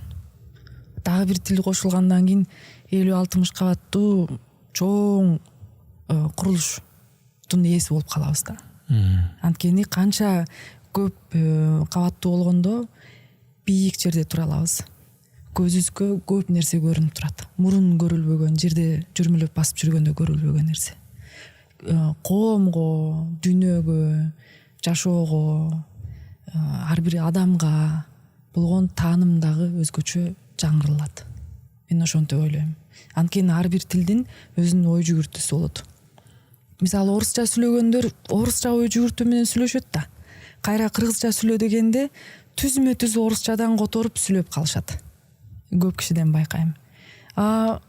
Эгер мен кыргызча билбей же кыргызча тилден үй бүлөдөн жакшы тарбия албаган болсом, балким мен дагы китайский кыргыз болуп калып, кытайча ой жүгүртүү менен кыргызча сүйлөп калышым мүмкүн да.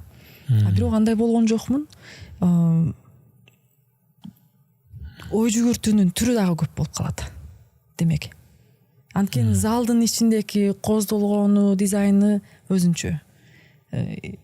Уктай турган бөлмөнүн дизайны башкача болот. Аурасы дагы башкача болот. Биз көп бөлмөгө, көп жерге ээ боло алсак, биздин жүрөгүбүз, ички дүйнөбүз, руханийбиз ошончо кенен болот да.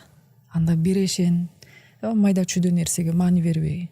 Бүт дүйнөнүн, бүт кыргыздын балдарынын энесимин дегенде тааным менен жашаш керек да.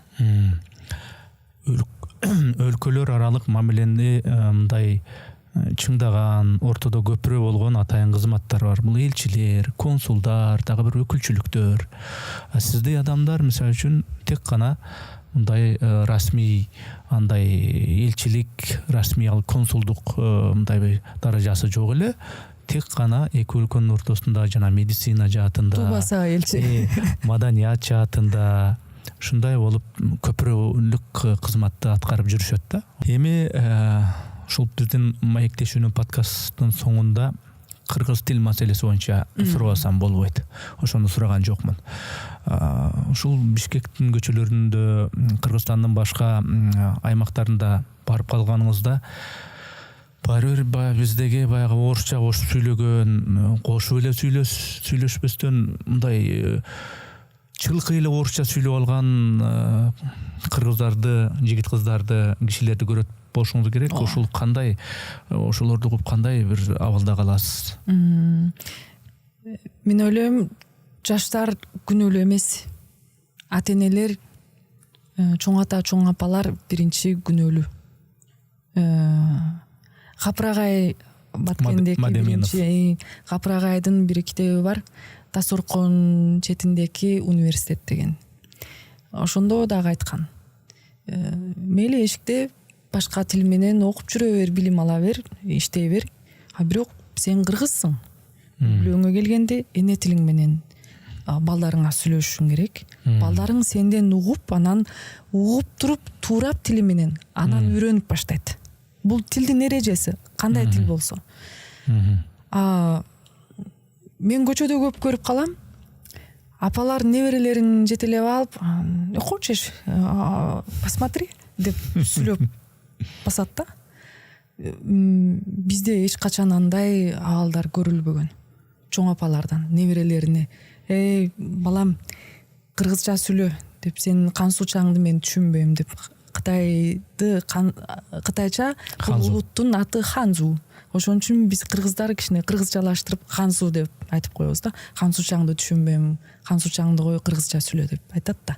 Бул биринчи үй бүлөдөгү тарбия маселеси. Анан жаштар балким өзүңдө бар болсо мактаныштын кереги жок. Жок болгон сайын мактангың келет. Тил деле ушундай. Сен ошого жетпей атасың, кичине орусчаны үйрөнүп алып, анан көчөгө чыгып алып орусча сүйлөп кеткен жаштар болуп атат да. Аны деле туура түшүнөм. Алар барып келип, айылдыктар алар. Айылдан эле келген. Биз баарыбыз толукпуз. Эч кимди эч ким көрө албай же эч кимди эч ким басынтпай эле койсун. Баарыбыз толукпуз, толуктун балдарыбыз. Алар айылда кыргызча менен эле чоңойгон. Алардан маселе жок. Алар барып келип урулуп соголуп кайра эле өзүнүн эне тилине түшөт. Бирок үй бүлөдөгү тарбия эң маанилүү.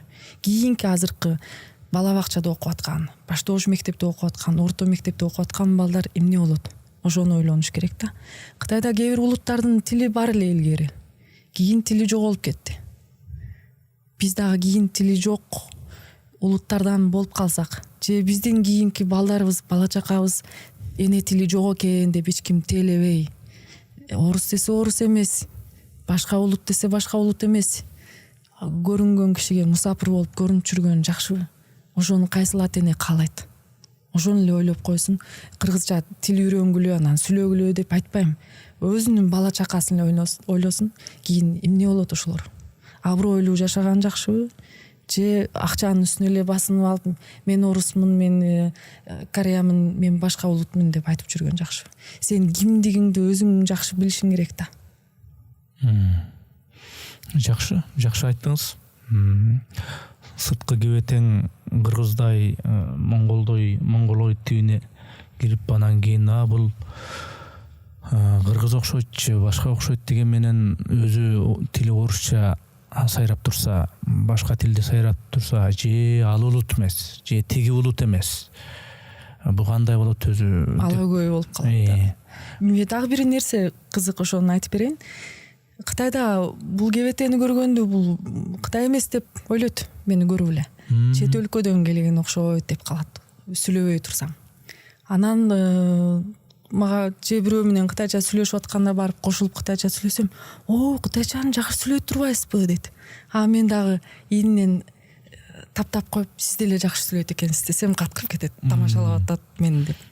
Ошондой ойлойм, эне тилди жакшы билиш керек.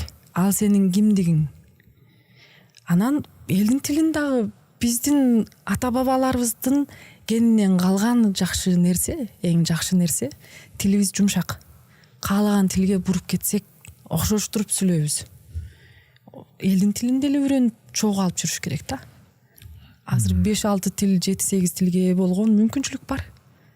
Бирок өзүңдүкүн биринчи орунга коюш керек. Мейли аны жумушта иштетпе, бирок эч качан аны жоготуп койбосок керек да.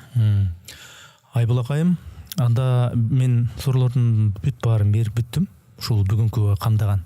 Рахмат сизге. Сизге атайын убакытты бөлүп, мага келип, ушундай чын дилден, чын ыкластан мага эмес, эми мен себепчи болуп атам ушул көрөрмандарга өзүңүздүн ушул чын ыкластан билдирген пикирлериңизге ошо жакшы болсун, ушул менин айткандарым коомго кайсы бир деңгээлде пайдасы тийсин деген ниет болду дейм. Ошол ыкласыңызга, ниетиңизге чоң рахмат. Үй бүлөңүздө тынчылык, ишиңизде ийгилик болсун. Рахмат. Баарыбыз ден соолукта бололу, бекем ден соолукта. ынтымакта бололу. Ынтымак болсо, бекем ден соолук болсо, мээбиз тунук болсо, баары бир өнүгүп кетебиз. Анан бала чакабызга жакшы үлгү бололу, жакшы тарбия берели. Кыргыздар кайда жүрөлү, элдин баарына өзүбүздү таанытып жүрөлү. Дагы бир ирет чоң алкыш. Рахмат.